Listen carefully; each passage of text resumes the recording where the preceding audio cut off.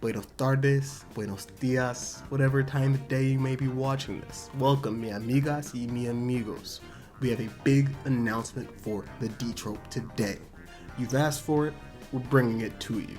Look in the description right down there below and you should see a Discord link. Please hop in and join us. We are just starting up this so we can more so interact with you guys. This is a community that we're starting and it's not about me, it's not about Dalton, it's just about all of us interacting with each other. We're able to speak with them there about the series that we all know and love, Undead, Kaiju, One Piece, JJK, anything which falls into that bin, along with, us sharing ideas with each other, anything that we can cover on the channel, anything. Just a place for us to get together and shoot the shits. However, you saw the title, you know what we're talking about today, the Roundtable, and I feel like this discussion is well overdue, but perfect timing given what occurred during chapter 121, so please, without further ado, let's get into it.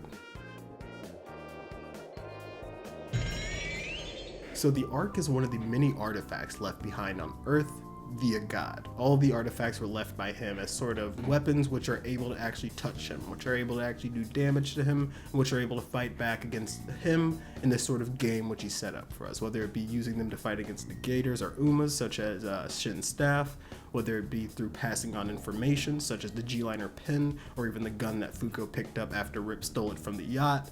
There's a lot of different artifacts within the series that are used to progress not only the plot, what the negators are trying to accomplish, but helping them in continuously learning about this fight against God. And I think the Ark is not only the most interesting artifact within the series, but the most important as well.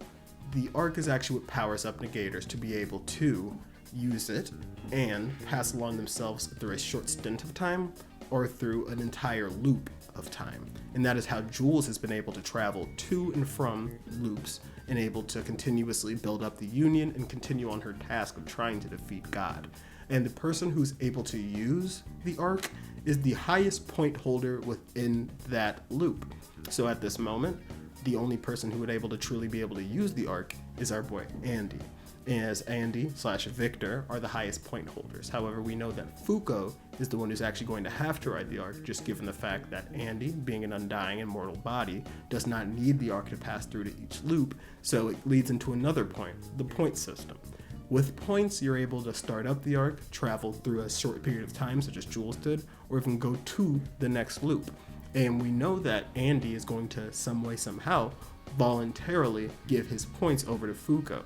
Rip tried to force the points out of him after he had realized that the only way to get through to the next loop would be to use the Ark, as he figured out was the round table at the Union. And we know that Fuko will be the highest point holder come the end of this loop through some way. But that's why it's interesting. I don't know what Julius is going to do in chapter 122 in terms of Andy obviously being the highest point holder, but interested to see how that plays out. So as a top ranker, you can use the Ark. And whenever you're using the Ark, you have a sort of a conversation. Each of these artifacts is a way to touch God in a sense, but this one is not a direct interaction with God because there is a mediator in between you, the user of the round table, and God. And that mediator is Luna, who I believe could potentially be Uma Moon. However, it's obviously highly speculative. Just her name's Luna, she lives on the moon, which kind of makes sense. However, Luna, whenever you use the Ark, you go and converse with her. And Luna does not seem like any sort of antagonizing figure within the series. She really seems like solely a mediator, somebody who kind of, similar to God, just likes to sit back and watch things happen. And to an extent, even seems like somebody who kind of wants humans to do well. She never has any pushback for any of the requests which Jules has had, and any of the interactions we've seen with Luna throughout this series so far have been very nice ones, I guess to say. And although the Ark has some sort of omnipotent power, being able to truly send people forward through time and even send people forward to the next loop, which technically, as I'll explain, is the same period of time, just given the fact that God crushes Earth and recreates it. There's not a new universe being recreated, it's just a new Earth. That's why Fuko's able to bring in asteroids from outside of her world, which act as a sort of piece of unluck because it's all within the same laws of causality. But along that same point, the Ark is actually running down on power, that omnipotent power. We know that through our conversations so far within the series, that the Ark is actually on its last leg. There's only one more loop which it's able to travel to, and that's why this is actually going to be the last and final loop if we're able to get there. Although I'm not 100% sure what sort of importance or what side of power the arc holds outside of actually shifting forward time, I believe that it may have some sort of importance in terms of ushering in God. The fact that Unruin and Seal wanted to usher in God from the Union HQ made me very interested, just given the fact that that is where the arc actually is. The artifact which is used to not only travel through loop, but travel through time. A very deific power, I guess to say. It's a very grandiose and extreme power for one artifact to hold. And I think it would even make sense that God, for him, to put in some sort of point into his game where I have to be ushered in via this perfect artifact, the Arc, something which transports you from point A to point B through mythology. That's always been a part of Christian ethos and other ethos of other religions. And although I don't have many theories relating to the Arc, just because it's still a artifact which is highly shrouded in mystery outside of the base uses that we've actually learned about from it, I feel like I'd be doing a disservice to not mention the widely used use of the Arc, which is to sit around it. Whenever multiple negators are sitting around the round table, 10 at the beginning of the series, 11 afterwards, it initiates the quest program. The quest program, where Apocalypse Book, the first artifact to ever be put on Earth, reads out quests for the Umas and negators to be completed. I say Umas, but I mean, that kind of makes sense. My nigga Clothes, he really be in here. And via doing these quests, you're able to earn points. So it seems as though God has set up a true system in place where the people who fight his fight do actually have a sort of fair chance to continually use the artifacts, to continuously try to fight this fight, to go forward to the next loop and continuously try to, I guess to say, defeat him. But it's very interesting. God never lays out things perfectly for any of the individuals within the series, and the arcs very much so falls in line with that. The arc is running down on power. The arc has a very fickle way of actually operating. You have to be the highest point holder within the entire world in order to use it.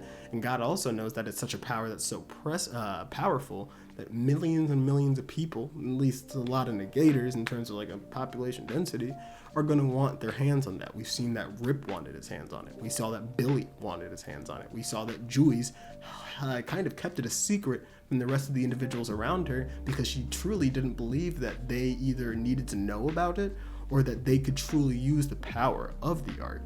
And I think that it's so interesting that Yoshifumi has put in this sort of trump card into the artifact section, that this sort of resource, this tool that everybody can use is something that people have to fight over, and that they're not even thinking about their grand goal of defeating God just due to them wanting to actually get their hands on the artifact. And I don't really have too much to say about this, but I would just love to hear other people's thoughts about the Roundtable. What do you think is going to happen in chapter 122? Is Juice going to try to force the points out of Andy? I don't think she could even do so without torturing him or some sort, because Andy can't die. Presumably, if an individual passes on, the person who offed that individual could potentially gain their points. However, that's not the case with Andy. Literally nobody can do that to Andy. So it's interesting that realistically there has to be some way to give away points. Maybe that's going to be a conversation with Luna, which has had this chapter. However, I don't know, dog. I have no idea. But, you know, just love talking about this shit. Chainsaw Man will be coming later this week if you're still watching this video. I'm just busy today, and I felt like it's easier for me to do Undead stuff because it's my shit. I don't know. However, yeah, appreciate y'all for pulling up. Drop yourselves into the Discord. We about to get that shit popping. And yeah, I'll see y'all soon. Undead 122, that's just gonna be hot. Chainsaw Man will be coming sometime soon too.